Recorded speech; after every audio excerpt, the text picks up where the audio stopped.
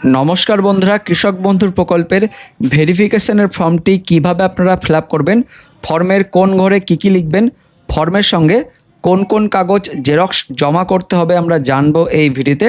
তাই অবশ্যই ভিডিওটিকে প্রথম থেকে শেষ পর্যন্ত দেখবেন। তো প্রথমে দেখতে পাচ্ছেন অ্যানেক্সার 1 অর্থাৎ সংযোজনী 1। তো এই ফর্মটি আপনারা যেখানে শিবির চলছে সেখান থেকেও সংগ্রহ করতে পারেন অথবা যে কোনো জেরক্সের দোকান থেকেও নিতে পারেন। পাশাপাশি আমাদের ভিডিওর ডেসক্রিপশন বক্সে এই ফর্মটি ডাউনলোড করার লিঙ্ক দেওয়া রয়েছে, সেখান থেকেও এটিকে ডাউনলোড করে প্রিন্ট আউট করে নিতে পারবেন। তো ফর্মটি কিভাবে ফিল আপ করবেন, প্রথমে দেখতে পাচ্ছেন কৃষক বন্ধু অর্থাৎ কেবি আইডি নম্বর এখানে ফাঁকা রয়েছে। যদি আপনার কেবি আইডি জানা যদি থাকে তাহলে অবশ্যই লিখে দেবেন, যদি নাও জানা থাকে তাহলে ফাঁকা রেখে দেবেন। ক্রমিক অর্থাৎ সিরিয়াল নম্বর কত সেটাও যদি জানা থাকে লিখতে পারেন, না জানা থাকলে অবশ্যই ফাঁকা রেখে দেবেন, কোনো অসুবিধা হবে না। তারপর নিচের দিকে দেখতে পাচ্ছেন এই যে তথ্যের বিবরণ অর্থাৎ পার্টিকুলার্স, এই ঘরগুলোকে আপনাকে দেখে দেখে এই যে ডান দিকের ঘরটাতে ফিল আপ করতে হবে। আর এই যে ডান দিকের যেটা কোণার ঘর, এই ঘরটা কিন্তু অফিস থেকে ব্যবহারের জন্য অর্থাৎ অফিস থেকে ভেরিফিকেশনের জন্য এইগুলো কিন্তু ফাঁকা রাখতে হবে। আপনাকে শুধুমাত্র এই মাঝের ঘরগুলো কিন্তু ফিল আপ করতে হবে। তো প্রথমে 1 নম্বরে লেখা রয়েছে সুবিধাভোগীর নাম অর্থাৎ আবেদনকারীর নাম এখানে লিখে দিতে হবে। তো ব্যাংকের পাসবই অথবা কৃষক বন্ধু রেকর্ডে যে নাম রয়েছে সেই নামটাই লিখে দিতে হবে ইংরেজি বড় হাতের অক্ষরে। ব্যাংকের পাসবই অনুযায়ী কিন্তু আপনারা লিখে দেবেন, ঠিক এইভাবে ইংরেজি বড় হাতের অক্ষরে লিখে দেবেন। তারপর 2 নম্বর পয়েন্টে রয়েছে আবেদনকারী যিনি রয়েছেন তার পিতা অথবা স্বামী অথবা স্ত্রী অথবা অভিভাবকের নাম ইংরেজি বড় হাতের অক্ষরে লিখে দেবেন। তো আবেদনকারী একজন পুরুষ হয়ে থাকলে তার এখানে পিতা অথবা তার স্ত্রীর নামটা এখানে লিখতে পারেন। আর আবেদনকারী একজন মহিলা যদি হয়ে থাকে তাহলে এখানে কিন্তু তার স্বামীর নামটা লিখে দিতে হবে ইংরেজি বড় হাতের অক্ষরে। তারপর ঠিকানা রয়েছে অর্থাৎ অ্যাড্রেস 3 নম্বরের কয়ের ঘরে কিন্তু লিখতে হবে। প্রথমে আপনাদের জেলার নামটা এখানে লিখে দেবেন ইংরেজি বড় হাতের অক্ষরে, আপনার ব্লকের নামটা লিখে দেবেন, তারপর গ্রাম পঞ্চায়েতের নামটা কিন্তু ইংরেজি বড় হাতের অক্ষরে এই ঘরটাতে লিখে দিতে হবে। তারপর 3 ঘ আপনার এলাকার মৌজার নামটা এখানে লিখে দিতে হবে। তারপর আবেদনকারীর সমস্ত ডিটেলস কিন্তু এখানে পরপর লিখে দিতে হবে।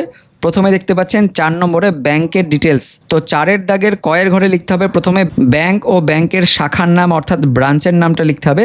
তো প্রথমে ব্যাংকের নামটা লিখে দেবেন এইভাবে ইংরেজি বড় হাতের অক্ষরে, তারপর কমা দিয়ে কিন্তু আপনাদের শাখার নাম বা ব্রাঞ্চের নামটা লিখে দিবেন।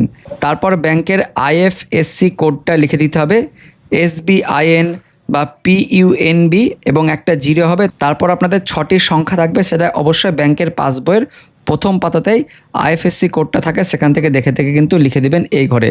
তারপর গয়ের দাগে রয়েছে ব্যাংক অ্যাকাউন্ট নম্বর অর্থাৎ আবেদনকারী এই কৃষক বন্ধুর টাকা যে ব্যাংক অ্যাকাউন্টে ঢুকে সেই অ্যাকাউন্টের নম্বরটাই কিন্তু এখানে লিখতে হবে। DBT লিঙ্ক হতে হবে এমন কোনো কথা নেই, কৃষক বন্ধু টাকা যে ব্যাংক অ্যাকাউন্টে পান সেই ব্যাংক অ্যাকাউন্টের নম্বরটাই এখানে কিন্তু লিখে দিতে হবে, অবশ্যই পরিষ্কার স্পষ্টভাবে লিখতে হবে। তো DBT লিঙ্ক হতে হবে এমন কোনো কথা নেই। তারপর 5 দাগে লেখা রয়েছে আধার সংযুক্ত মোবাইল নম্বর অর্থাৎ আধার লিঙ্ক মোবাইল নম্বর এখানে কিন্তু এই ঘরে লিখে দিবেন। তারপর 6 দাগে রয়েছে আধার নম্বর অর্থাৎ আবেদনকারী এখানে যে কৃষক রয়েছে তার নিজের আধার নম্বরটা কিন্তু এই ঘরে লিখতে হবে। তারপর আবেদনকারী যিনি রয়েছেন তার নিজের ভোটার কার্ডের নম্বরটা এই ঘরে লিখে দিতে হবে। 7 দাগে দেখতে পাচ্ছেন ভোটার কার্ডের নম্বর রয়েছে। তারপর AC নম্বর অর্থাৎ অ্যাসেম্বলি কনস্টিটিউয়েন্সি মানে বিধানসভার নামটা এবং নম্বরটা এই ঘরে কিন্তু লিখে দিতে হবে। তারপর পার্ট নম্বর অর্থাৎ যে বুথে ভোট দেন সেই বুথের নম্বরটা এখানে লিখে দিতে হবে। তারপর সেই বুথে আপনার কত নম্বরের নাম রয়েছে অর্থাৎ সিরিয়াল নম্বর কত, আপনার ভোটার লিস্টে আপনার সিরিয়াল নম্বর কত, সেই ভোটার লিস্টের সিরিয়াল নম্বরটা এই ঘরে কিন্তু লিখে দিতে হবে। তারপর 8 দাগে রয়েছে SIRA বা WBLA 2026 ভোটার লিস্টে ASDD তালিকায় যদি আপনার নাম পাওয়া যায় তাহলে কিন্তু ইয়েস অথবা নো দিতে হবে। তো ASDD তালিকা মানে আপনার নামটা কিন্তু বাদ দেওয়া হয়েছে। তো অবশ্যই কিন্তু যদি আপনি ভোট দিয়ে যদি থাকেন ভোটার লিস্টে যদি আপনার নাম থাকে তাহলে কিন্তু এই ঘরটাতে নো লিখতে হবে। তারপরে 8 দাগেরই ক্ষয়ে দেখতে পাচ্ছেন pending under SIR appellate tribunal অর্থাৎ আপনার ভোটার লিস্টে যদি নাম ডিলিট হয়ে গিয়ে থাকে এবং ট্রাইব্যুনালে যদি আপনি আবেদন করে থাকেন তাহলে কিন্তু এখানে ইয়েস করতে হবে। আর আপনার যদি নাম ভোটার লিস্ট থেকে যদি ডিলিটই যদি না হয়ে গিয়ে থাকে, আপনি ভোট দিয়েছেন ভোটার লিস্টে আপনার নাম আছে, তাহলে কিন্তু এই ঘরটাতে নো করে দেবেন। তো যারা ট্রাইব্যুনালে আবেদন করেছেন তারাই শুধুমাত্র এখানে ইয়েস করবেন, বাকিটা কিন্তু নো করবেন। একইভাবে CA-তে যারা আবেদন করেছেন তারাও কিন্তু এখানে ইয়েস করবেন, আর CA-তে যারা আবেদন করেনি তারা কিন্তু এই ঘরে নো করে দেবেন। তারপর 9 দাগে PM কিষানের সুবিধাভোগী কিনা সেটা ইয়েস অথবা নো লিখতে হবে। তো যারা PM কিষান পান তাদের কিন্তু এই ঘরে ইয়েস করতে হবে। আর আপনি যদি PM কিষান পান তাহলে কিন্তু আপনার এই ফর্মটি ফিল আপ করার কোনো দরকার নেই। তো যারা পিএম কিষাণ পান তাদের কিন্তু এই ফর্মটা ফিল আপ করতে হবে না, কিন্তু যারা পিএম কিষাণ পান না, শুধুমাত্র কৃষক বন্ধুর প্রকল্পের পান, তারাই শুধুমাত্র এই ফর্মটি ফিল আপ করবেন। সুতরাং পিএম কিষাণ পান না, সুতরাং এই ঘরে কিন্তু অবশ্যই নো কিন্তু করতে হবে, ইয়েস করা চলবে না। তারপর 10-এর দাগে এই যে আবেদনকারী যিনি রয়েছেন তার পেশা কি, কৃষক নাকি অন্য কিছু, সেটা কিন্তু এই ঘরে লিখতে হবে। তো অবশ্যই এখানে কিন্তু ফার্মারি করতে হবে। আপনি আবেদনকারী অবশ্যই কৃষক হতে হবে, মহিলাদের ক্ষেত্রে কিন্তু এখানে ফার্মারি করতে হবে। তারপর 11-এর দাগে দেখতে পাচ্ছেন চাষযোগ্য জমির বিবরণ দিতে হবে। 11-এর ক থেকে শুরু হবে। প্রথমে চাষযোগ্য জমির জেএল নম্বরটা কিন্তু এই ঘরে লিখে দিতে হবে। আপনার জমির জেএল নম্বরটা এই ঘরে লিখে দেবেন। তারপর খয়ের দাগে খতিয়ান নম্বরটা এই ঘরে লিখে দিতে হবে। গয়ের দাগে জমির দাগ নম্বর, যতগুলো আপনার দাগ নম্বর হচ্ছে সেই দাগ নম্বরগুলো কিন্তু পরপর কমা দিয়ে কিন্তু এই ঘরে লিখে দিতে হবে। যতটা সম্ভব যেগুলো চাষযোগ্য জমি, সেই চাষযোগ্য জমির দাগ নম্বরগুলোই এই ঘরে দিবেন। এবার সব থেকে ভাইটাল 11-এর ঘয়ে চাষযোগ্য জমির পরিমাণ একরে কিন্তু লিখতে হবে, অর্থাৎ শতকে কিন্তু আপনাদেরকে লিখলে হবে না, একরে লিখতে হবে।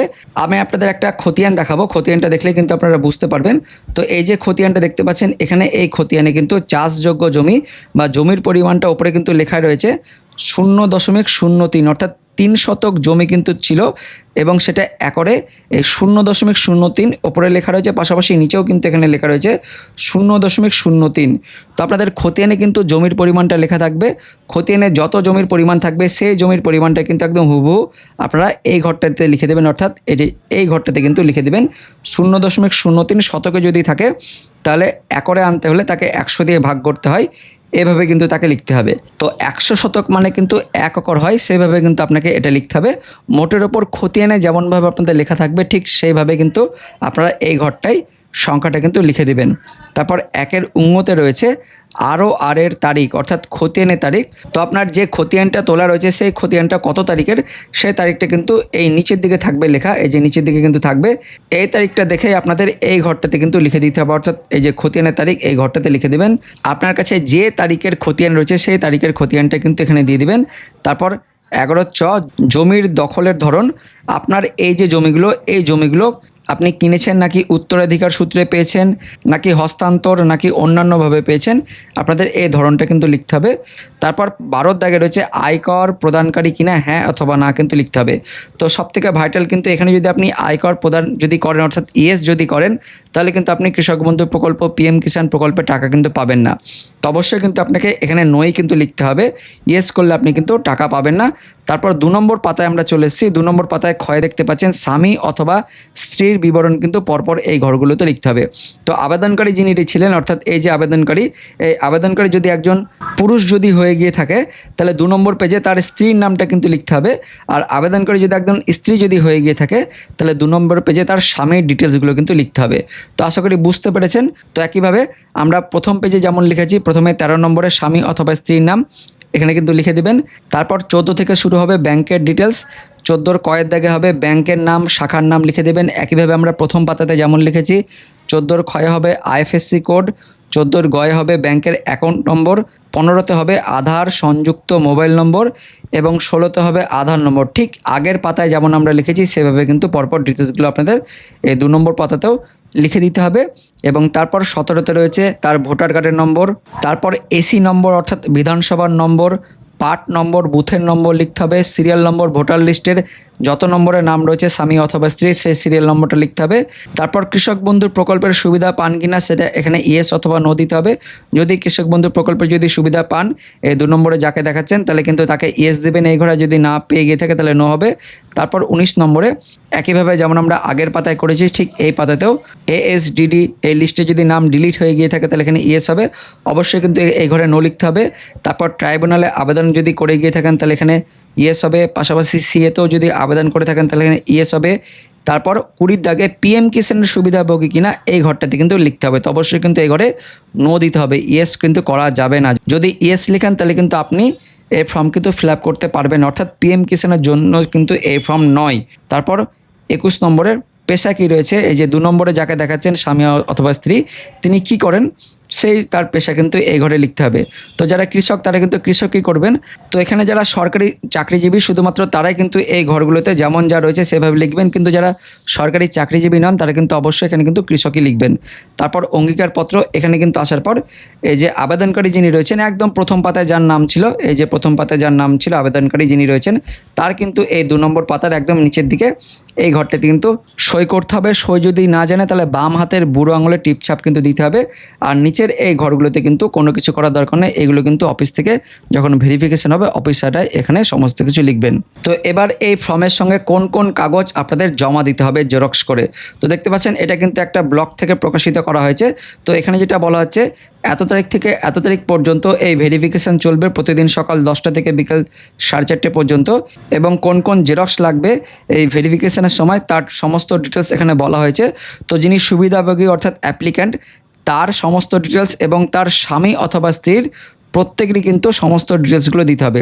তো যিনি আবেদনকারী তার নিজের আধার কার্ড, তার ভোটার কার্ড, তার ব্যাংকের পাসবই, এখানে কিন্তু ব্যাংকের পাসবইটা যে অ্যাকাউন্টে কৃষক বন্ধুর টাকা ঢোকে সেই ব্যাংকের পাসবইয়ে কিন্তু জেরক্স দিতে হবে, এবং পাশাপাশি জমির খতিয়ান পর্চা এগুলোরও জেরক্স দিতে হবে। আর সব জেরক্স কিন্তু স্পষ্ট হতে হবে এবং পাশাপাশি সেলফ অ্যাটাস্টেড হতে হবে, অর্থাৎ আবেদনকারী যিনি রয়েছেন তার নিজের সই থাকতে হবে, অথবা সই যদি না পারেন তাহলে বাম হাতের কিন্তু টিপছাপ দিতে হবে। এখানে কিন্তু আরও একটা নোটিফিকেশান দেওয়া হয়েছে, আপনাদের দেখাবো।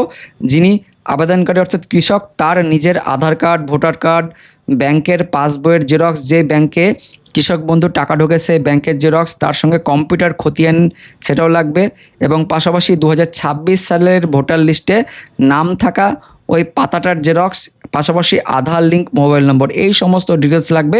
এবং তার সঙ্গে স্বামী অথবা স্ত্রীর এরও লাগবে, স্বামী অথবা স্ত্রীর আধার কার্ডের জেরক্স, ভোটার কার্ডের জেরক্স, ব্যাংকের পাসবইয়ের জেরক্স, আধার লিঙ্ক মোবাইল নম্বর, 2026 সালের ভোটার লিস্টের নাম থাকা কিন্তু কাগজ, এই সমস্ত জেরক্স লাগবে। এবং সেই জেরক্সগুলোতে দেখতে পাচ্ছেন একভাবে এখানে লেখা রয়েছে সই অথবা টিপছাপ দিয়ে জমা করতে হবে, এবং যখন জমা করবেন তখন কিন্তু গ্রাম পঞ্চায়েত অফিসে আনতে হবে, সেখানে ভেরিফিকেশান করে আপনাদের ফর্মটি জমা নিয়ে নেওয়া হবে। তো আশা করি বুঝতে পেরেছেন, এই সমস্ত ডকুমেন্টগুলো নিয়ে আসতে হবে, তার সঙ্গে জেরক্স করতে হবে, পাশাপাশি এই ফর্মটা ফিল আপ করতে হবে, এবং ফর্মটি আপনারা জেরক্সের দোকান থেকেও নিতে পারেন, এবং পাশাপাশি শিবির অথবা ক্যাম্প থেকেও নিতে পারেন, অথবা আমাদের এই ভিডিওর ডিসক্রিপশন বক্সে এই ফর্মটি ডাউনলোড করার লিঙ্ক দেওয়া রয়েছে, সেখান থেকে ডাউনলোড করে প্রিন্ট আউট করে আপনারা বাড়িতে বসে ফিল আপ করে আপনারা ক্যাম্পে গিয়ে এটা সঙ্গে সঙ্গে জমা দিতে পারবেন। তো বন্ধুরা, ভিডিওটি ইনফরমেটিভ হয়ে থাকলে অবশ্যই লাইক করবেন, অনেক অনেক করে শেয়ার করবেন, যাতে প্রত্যেকেই আপডেটটি জানতে পারে। দেখা হচ্ছে পরবর্তী আপডেটে, ততক্ষণের জন্য ধন্যবাদ।